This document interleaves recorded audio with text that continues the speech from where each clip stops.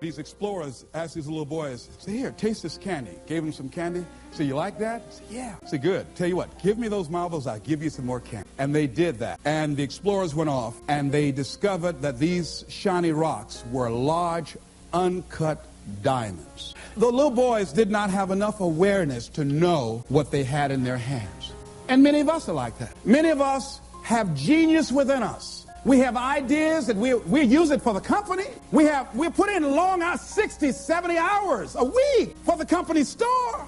We'll break our backs for the company. But when it comes to us, when it comes to using our genius in our own behalf, taking a chance with our own creativeness, acting on our own dreams and ideas, somewhere along the line we get paralyzed. We find some reason not to do it. Oh, I did that. I'm not as good as they are. I don't have their education.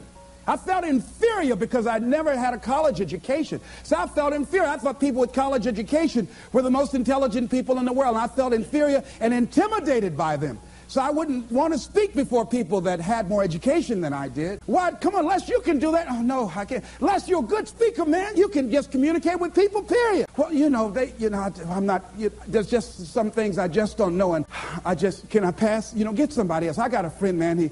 This guy has a master's degree. He's real good. Get him. But I'm not the one to come speak to that group. See, I didn't know what I had in my hands. And fortunately, I had somebody around me who saw what I had and was willing to work with me until I could see it too. See, that's what many times we have to have. Somebody could look beyond our faults and see our needs and hold that vision until we are able to capture that vision ourselves. How do we handle some fears? I was talking with my friend Pat Johnson, who's the president of Begin Within seminars. Think about some major fear you have. Here's one thing she said, which is good. She said, Les, if you got a real major fear, she said, take a deep breath and see yourself strong enough and more than able to handle that fear, whatever it is. Everybody take a deep breath.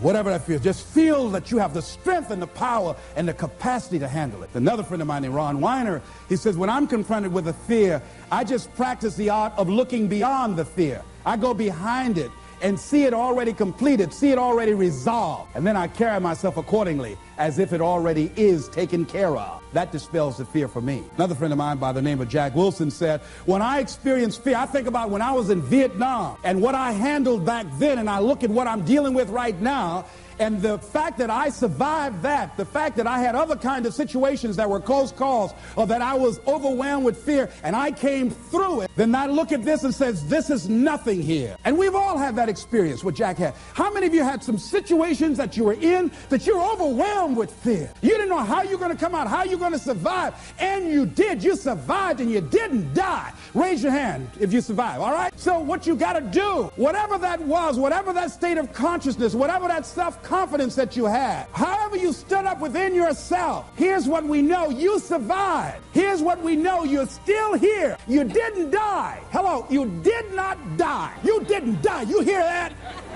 You didn't die. You're here right now. You got it and you handled that fear. You kicked it out of there. Remember that play Color Purple? I remember when Albert told the girl she couldn't go with Suge. He said, where you going? This girl been wanting all her life live her dream. But she was afraid. She felt incompetent, and he'd beaten her down, and her self-esteem had eroded. He said, where you going? You can't talk. Suge can talk. You ugly.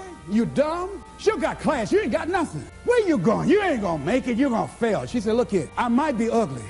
I might be dumb. I might can't talk. She said, but I'm still here.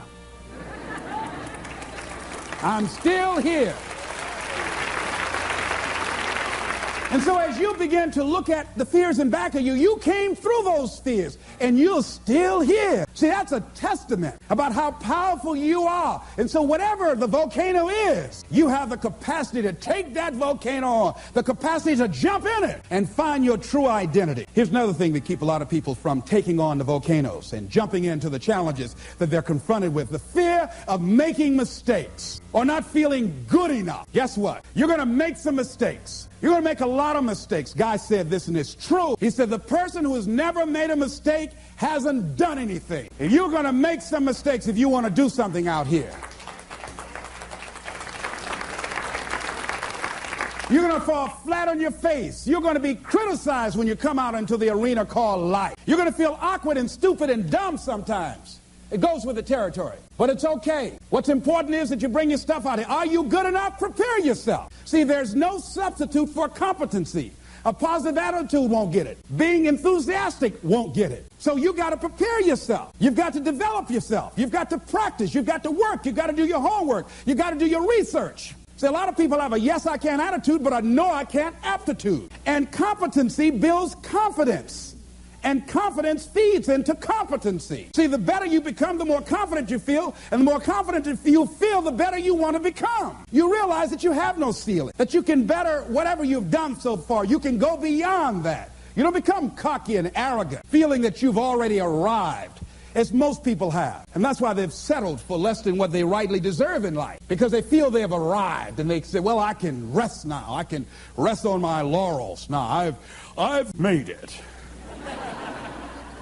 No. As long as you're breathing, you've got some more work to do. There's something else for you to achieve. The publisher of USA Today said that unless you've made some major mistakes in life, you haven't started living yet. So a lot of people, if you've never made any major blunders, made some major mistakes, lost some serious money, taken some serious risks, you haven't started living yet. You don't call that living. Not rocking the boat, going through life quietly, tiptoeing safely to an early grave. No. You got to take some chances. You want to bring some adventure to your life. Repeat out to me, please. I will develop myself. Sharpen my skills. I'm good. Better than good.